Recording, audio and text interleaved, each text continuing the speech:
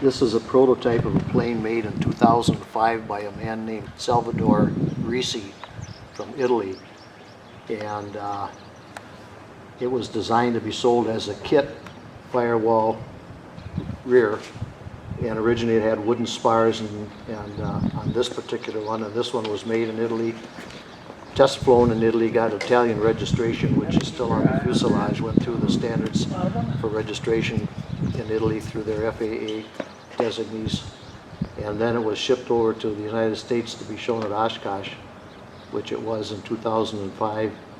And it went back to Italy for some refinement, came back to the United States all this time in cargo containers. And it went to Sun and Fun in Florida, and it went back to Italy again. And so the plane came back to the United States minus the engine and wound up in Lone Rock. And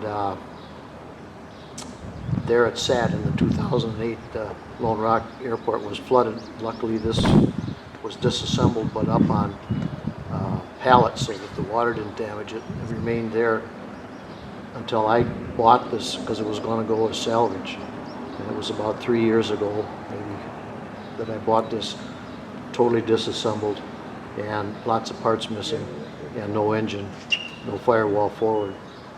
But it was designed to have the Rotec radial R2800 110 horse engine on it.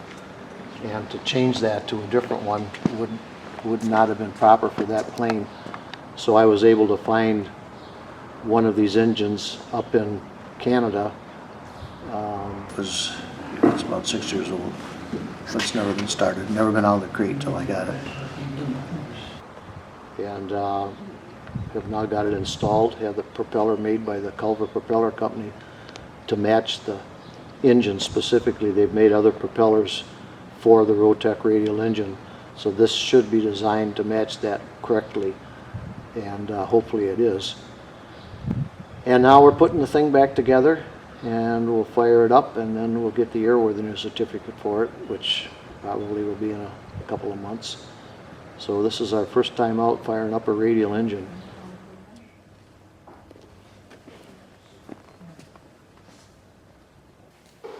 You have to read closely here. There's the master fuel pump.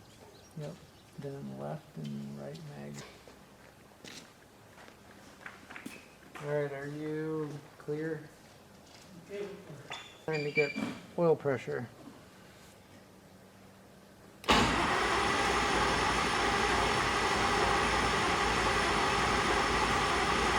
Alright, the green light came on, so that means that we have oil pressure. I'm going to do it again.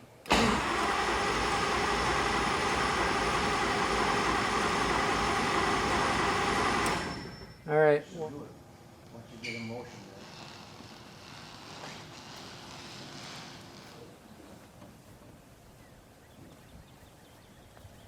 That's good.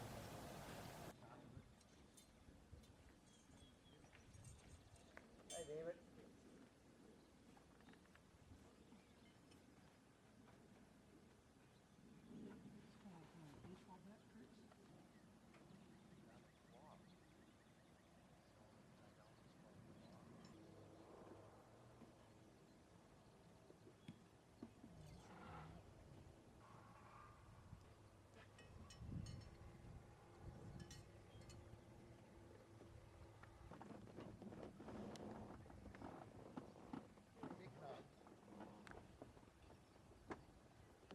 Hey, No one paused it yet? No. No. You guys follow the pre-start procedures? We're following it. Perfect. We were going to do the initial run, and they don't really want you to run too long before you shut it off and top off the oil. Sounds like you're following the checklist. Oh yeah, heavy oil drops here. And what's that piece? That releases the potential for hydraulic lock on the lower cylinders. Second, I can't get this one out. So we're just doing, we're pulling it through to make sure that's not, there's no hydraulic lock.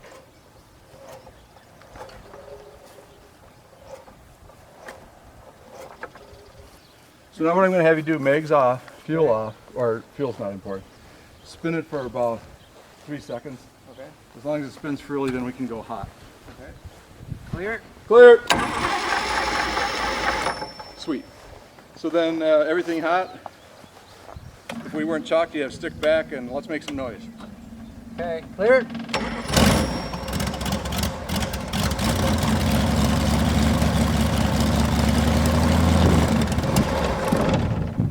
I might have shut the fuel off.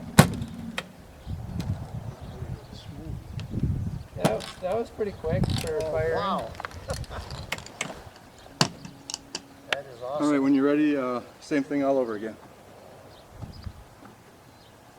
Fuel pump on or not? It is now. Sounds good. Clear.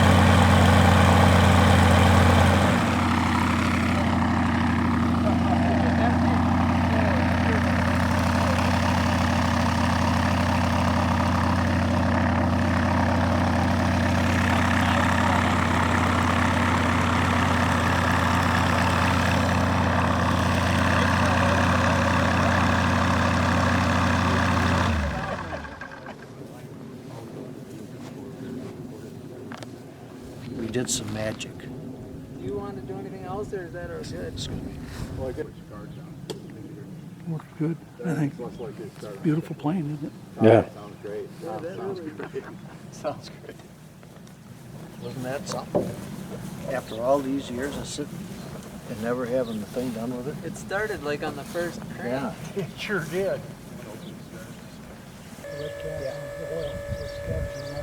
Oh, we did it. That's better than any other ones we started the first time. I think that must be it. It's smooth. Otherwise, we can do it again when we start. So. Yep, for sure. I would do it both. Well, exactly. Exactly. You wouldn't think there's too much. Correct. Correct. Well, that's sweet, gentlemen. It's very sweet. Oh, well, great success for the old LoCamp and for the Rotec. Absolutely great success. Top shelf. Just like it's supposed to be, but rarely is.